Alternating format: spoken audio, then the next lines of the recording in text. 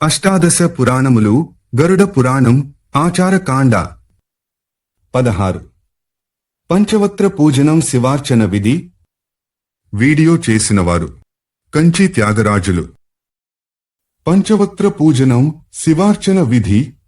ఋషులారా, ఇప్పుడు పంచముఖ శివుని పూజా విధానాన్ని విన్నవిస్తాను.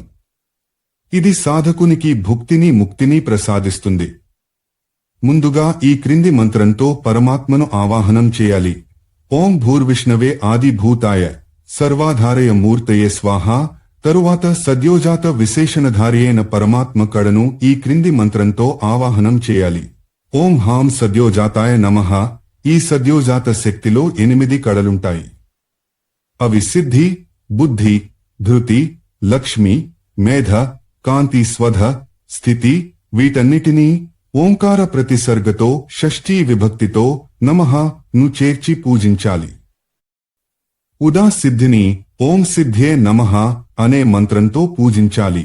తరువాత సాధకుడు ఓం హీం వామదేవాయ నమః, కొన్ని చోట్ల హ్రీంకి బదులు హీం ఉంది అంటూ వామదేవుని పూజించాలి.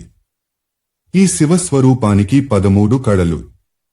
అవి రజ, రక్ష, రతి, పాల్య, కాంతి, తృష్ణ, మతి, క్రియా, కామ, బుద్ధి, రాత్రి, త్రాసని, మోహిని అనేవి. అలాగే అఘోర స్వామికి ఒక మంత్రము 8 కడలు ఉంటాయి. ఎందుచేతనో గాని మంత్రము బీజాక్షరము చెప్పబడలేదు. ఆ కడలు ఇవి: మనోన్మని, అఘోర, మోహ, క్షుధ, నిద్ర, మృత్యు, మాయ, భయంకర. ఈ కడలను కూడా ఓం నమః ఆదులను చేర్చి పూజించాక శివుని 4వ వక్త్ర రూపమైన తత్పురుషుని ఓం హైం తత్పురుషాయ నమః అనే మంత్రంతో ఆరాధించాలి. ఈ స్వామి కడలు 5. అవి నివృత్తి, ప్రతిష్ఠ, విద్య, శాంతి, సంపూర్ణ. ఈ కడలను కూడా పూజించాక సాధకుడు పంచముఖేశుని ఈశాన దేవరూపాన్ని ఓం హౌం ఈశానాయ నమః అనే మంత్రంతో పూజించాలి. ఈ స్వామి కడలు 6. అవి నిశ్చల, నిరంజన, శశిని, అంగన, మరీచి, జ్వాలిని. అన్ని కడలను ఓం షష్ఠి నమః లను చేర్చి పూజించాలి. అప్పుడే పూజ పూర్ణమవుతుంది. ఋషులారా, ఇప్పుడు శివార్చన విధిని వినిపిస్తాను. 12 గుళాల మేర శివమూర్తిని బిందు ద్వారా నిర్మించాలి. అది శాంత, సర్వగత, నిరాకార చింతన చేయడానికి దోహదం చేసేలా ఉండాలి. శివుని ముఖం వైపు 5 బిందువులుండాలి. మూర్తికి దిగువ భాగంలో ప్రతి 6వ బిందువు విసర్గ ఉండాలి. అది అస్త్ర హస్తన్యాసము. దానితో బాటు హౌం అనే బీజాక్షరాన్ని కూడా వ్రాయాలి. ఇది మహామంత్ర బీజం, సంపూర్ణార్ణ ప్రదాయకం. తరువాత సాధకుడు శివమూర్తి ఊర్ధ్వ భాగం నుండి చరణ పర్యంతము చేతులతో స్పృశిస్తూ మహాముద్రను చూపిస్తూ తదుపరి సంపూర్ణాంగ కరన్యాసం చేయాలి. అప్పుడు అస్త్రమంత్రం ఓం ఫట్ నుచ్చరిస్తూ కుడి పిడికిలితో స్పర్శ శోధనలను గావించాలి. తరువాత చిటికెన వేలితో మొదలెట్టి మహామంత్ర బీజంతో చూపుడు వేలిదాకా న్యాసం చేయాలి. ఇక బాహ్య పూజ, మానసిక పూజలు రెండూ ఒకేసారి చేయబడతాయి. హృదయమును కమలంగా అందులోని మధ్యభాగాన్ని కర్ణికగా భావించుకుని ఆ కర్ణికలో ధర్మ, జ్ఞాన, వైరాగ్య, ఐశ్వర్యాలను అర్చించాలి. అవాహన, స్థాపన, పాద్య, ఆచమన, అర్ఘ్య, స్నానములను అర్పించి అన్య వివిధ మానస ఉపచారాలను గావించాలి. తరువాత అగ్నిలో ఆహుతులనివ్వాలి. అదెలాగంటే సాధకుడు పూజాస్థలంలోనే అగ్నిని రగిల్చి ఉంచడానికి ముందే ఓం ఫట్ అనే అస్త్ర మంత్రంతో ఒక కుండాన్ని నిర్మించాలి. ఆపై ఓం హూం అనే కవచ మంత్రంతో ఆ కుండంపై అభ్యుక్షణ చేయాలి, అనగా నీళ్లు చిలకరించాలి. అప్పుడు మానసిక రూపంతో దానిలో శక్తిని విన్యాసం చేయాలి. తరువాత సాధకుడు ముందు తన హృదయంలో, ఆపై ఈ శక్తి కుండంలో జ్ఞానరూపి అయిన తేజాన్ని, అగ్నిని విన్యాసం చేయాలి. అంటే ఉంచాలి. ఈ అగ్నిలో నిష్కృతి సంస్కారాన్ని తప్ప మిగతా అన్ని సంస్కారాలను చేసుకోవాలి. అన్నిటి తరువాత సమస్త అంగిక దేవులతో సహా మానసిక రూపంతో శివునికి ఆహుతులివ్వాలి. తరువాత కమలాంకిత గర్భయైన ఆ మండలంలో నీలకంఠుని పూజించాలి. దాని అగ్ని కోణంలో అర్ధచంద్రాకారయుక్తమైన ఒక మంగళమయ అగ్నికుండాన్ని నిర్మించాలి. అప్పుడు అగ్నిదేవుని అస్త్రయుక్తంగా హృదయాదులలో న్యాసం చేయాలి. తరువాత మండలంలో నున్న కమలకర్ణికపై సదాశివునికి దిశలలో అస్త్రాలకి పూజ చేయాలి. అంతట పంచతత్వాలలో నుండు పృథ్వీ, జలతత్వ శక్తులకు విడివిడిగా 100 ఆహుతులను 5 మార్లు అర్పించి ప్రసన్నతాపూర్వకంగా త్రిశూలధారి అయిన శివుని ధ్యానించాలి. అనంతరం ప్రాయశ్చిత్త శుద్ధికై 8 మార్లు ఆహుతులివ్వాలి. ఈ ఆహుతులను అస్త్రబీజమైన హుం ఫట్ అనే మంత్రంతో అర్పించడం శ్రేష్టం. ఈ ప్రకారంగా సంస్కారాన్ని శుద్ధిని సాధించిన సాధకుడు సాక్షాత్తు శివస్వరూపుడే కాగలడు. శివుని యొక్క విశేష పూజలో సాధకుడు మొదట ఓం హాం ఆత్మతత్వాయ స్వాహ, ఓం హ్రీం విద్యాతత్వాయ స్వాహ, ఓం హూం శివతత్వాయ స్వాహ అని ఉచ్చరిస్తూ ఆచమనం చేయాలి. తరువాత మానసిక రూపంతో కర్ణేంద్రియాలను స్పర్శించాలి. భస్మధారణ చేసి తర్పణాది క్రియలను ఈ మంత్రాలతో చేయాలి. ఓం హాం ప్రపితా మహేభ్యః స్వధా, ఓం హాం మాతా మహేభ్యః స్వధా, ఓం హాం నమః సర్వమాతృభ్యః స్వధా. ఇలాగే తన పితరులందరికీ తర్పణాలిచ్చుకుని సాధకుడు ప్రాణాయామం చేసి ఆచమన, మార్జనలనాచరించి ఈ క్రింది శివగాయత్రి మంత్రాన్ని జపించాలి. ఓం హాం తన్మహేశాయ విద్మహే వాగ్విశుద్ధాయ ధీమహి తన్నో రుద్రః ప్రచోదయాత్. అనుబంధం 2 చూడండి. పిమ్మట ఈ క్రింది మంత్రాలను జపించాలి. ఓం హాం హీం హూం హైం హౌం హః శివ సూర్యాయ నమః. ఓం హం ఖగోల్కాయ సూర్యమూర్తయే నమః. ఓం హ్రాం హ్రీం సహ సూర్యాయ నమః. ఈ మంత్రాలను సూర్యోపస్థానం చేసి సూర్య మంత్రాలతోనే సూర్యరూపుడైన మహేశ్వరుని పూజించడంలో భాగంగా జపించాలి. తరువాత దండి, పింగళాది భూత నాయకులను ఓం దండినే నమః, ఓం పింగళాయ నమః మున్నగు మంత్రాల ద్వారాను, అనంతరం ఆగ్నేయాది కోణాలలో ఓం విమలాయే నమః, ఓం ఈశానాయే నమః అంటూ శక్తి స్వరూపాలను వారి వారి మంత్రాల ద్వారాను స్థాపించి స్మరించుకోవాలి. ఇలా చేయడం వల్ల ఉపాసకులకు సకల సుఖాలు ప్రాప్తిస్తాయి. మహాశక్తులను బీజమంత్ర యుక్తంగా ఆయా దిశల్లో ఇలా జపించాలి. ఓం రాం పద్మాయే నమః ఆగ్నేయం, ఓం హ్రీం దీప్తాయే నమః నైరుత్యం, ఓం రూం సూక్ష్మాయే నమః వాయవ్యం, ఓం రేం జయాయే నమః ఈశాన్యం, ఓం రైం భద్రాయే నమః తూర్పు, ఓం రోం విభూత్యై నమః దక్షిణం, ఓం రౌం విమలాయే నమః పశ్చిమం, ఓం రం అమోఘికాయే నమః ఉత్తరం, ఓం రం విద్యుతాయే నమః ఉత్తరం, ఓం రం సర్వతోముఖ్యై నమః మండలమధ్యం.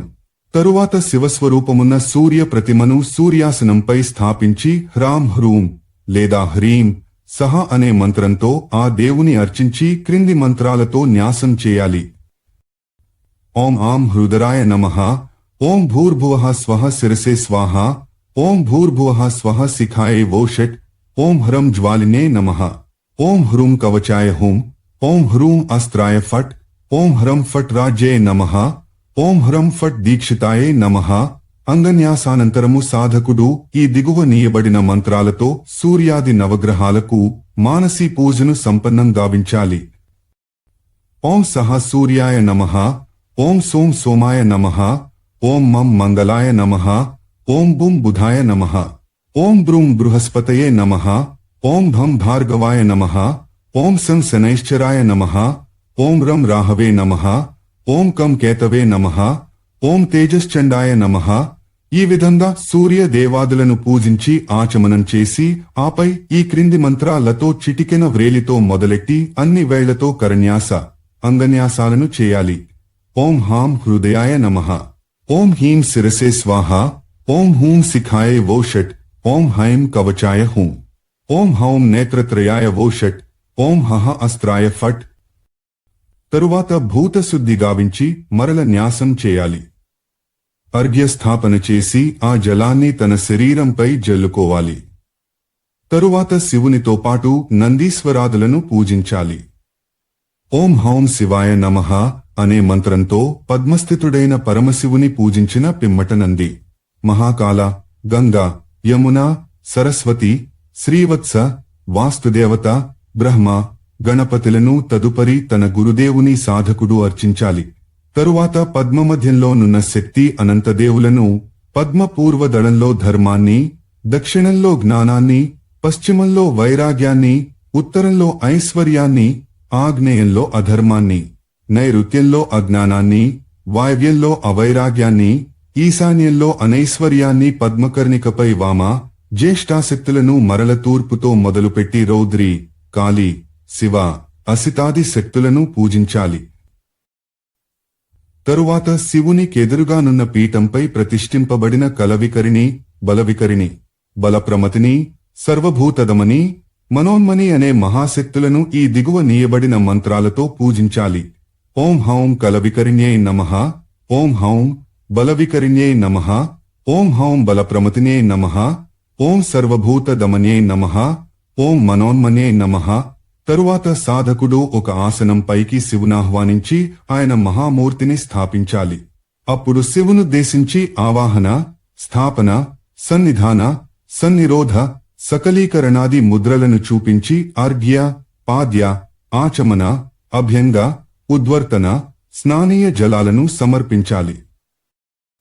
పిమ్మట అరణి, మంథనం చేసి ఆ మహాదేవునికి వస్త్ర, గంధ, పుష్ప, దీప, చరు నైవేద్యాలను సమర్పించాలి. నైవేద్యానంతరము ఆచమనం చేసి ముఖశుద్ధికై, ముఖమనగా నోరు, తాంబూలము, కరోద్వర్తనం, ఛత్రం, చామరం యజ్ఞోపవీతం ప్రదానం చేసి పరమీకరణ చేయాలి. పిమ్మట సాధకుడు ఆరాధ్య దైవం ఆకారాన్ని ధరించి ఆయనను జపించి వినమ్రతతో స్తుతించాలి. హృదయాదిన్యాసాలను చేసి సంపూర్ణం గావించు ఈ పూజనే షడంగ పూజ అని వ్యవహరిస్తారు. తరువాత దిక్పాలకులను, వారి మధ్యలో చండేశ్వరీ దేవిని పూజించాలి. చివర మరల శివుని ఇలా స్తుతించాలి. క్షమాయాచన చేసి కంకణాన్ని విసర్జించాలి. చరు అనగా హోమయోగ్యమైన, పక్వం చేయబడిన అన్నము. పరమీకరణమనగా అర్చనీయ దేవునిలో సర్వోత్కృష్టతయను భావము గట్టి పరచుట. గుహ్యాతిగుహ్య గోప్తాత్వం, గృహాణాస్మత్కృతం జపం, సిద్ధిర్భవతు మే దేవ త్వత్ప్రసాదాత్ త్వయి స్థితిః. యత్కించిత్ క్రియతే కర్మ సదా సుకృత దుష్కృతం. తన్మే శివ పదస్థస్య రుద్రక్షపయ శంకరః. శివోదాతా శివో భోక్తా శివః సర్వమిదం జగత్. శివోజేతి సర్వత్రేహ శివః స్నోహమేవ చ. యత్కృతం యత్ కరిష్యామి తత్సర్వం సుకృతం తవ. త్వం త్రాతా విశ్వనేతాచనాన్యో నాదోస్తి మే శివ. ఆచారకాండం 23:26-29. హే ప్రభో, నీవు గుహ్యాతిగుహ్యమైన తత్వాలకు సంరక్షకుడవు. నేను చేసిన జపాన్ని స్వీకరించు. నాకు సిద్ధిని ప్రాప్తింపజేయి. నీ కృప వల్ల నాకు నీ పట్ల గల ఈ నిష్ఠ శాశ్వతంగా ఉండేలా వరమియ్యి. రుద్రదేవ, శంకర, నా పాపాలను నశింపజేయి. పుణ్యాన్ని కూడా హరింపజేసి నన్ను నీ పాదాల చెంత పడవేసుకో. భక్తులకు సర్వస్వాన్ని వరంగా ఇచ్చే నీవే సర్వవ్యాపకుడవు, సర్వభర్తవు. నా భవిష్యత్కర్మలన్నీ నీ వైపే పయనించేలాగా నన్ను దీవించు. రక్షకుడవు నీవే, విశ్వనాయకుడవు నీవే. హే పరమశివ, నాకు వేరే దిక్కుగాని దైవంగాని లేదు అని ఈ స్తుతి సారము. ఈ రకంగా శివోపాసన చేయగలిగిన సాధకుడు అకాల మృత్యువాతపడడు. అతి శీతోష్టాలకు అతీతుడవుతాడు. భగవానుడైన సదాశివుని మంగళమయ ధ్యాన స్వరూపాన్ని అనుబంధం -3లో చూడండి. అష్టాదశ పురాణములు, గరుడ పురాణం, ఆచారకాండ 16. పంచవక్త్ర పూజనం శివార్చన విధి. వీడియో చేసినవారు కంచి త్యాగరాజులు.